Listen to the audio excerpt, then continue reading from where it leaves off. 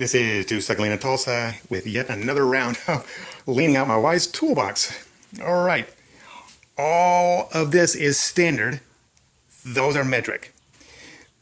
I pull each one of these columns are a separate size. Okay, I pulled one out, the highest quality of each set, leaving all this excess inventory, including these.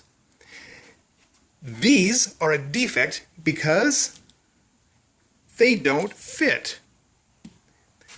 If these don't fit, neither does that one.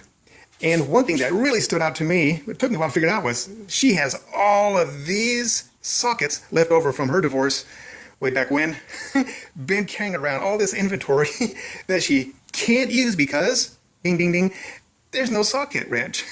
So I'm going to take care of that for her, get rid of the excess inventory. I'll lean it all out for her, nice, neat, and pretty, and hopefully she can maintain it after that. And what do they say down south? Bless her heart. And this is Second Lean in Tulsa.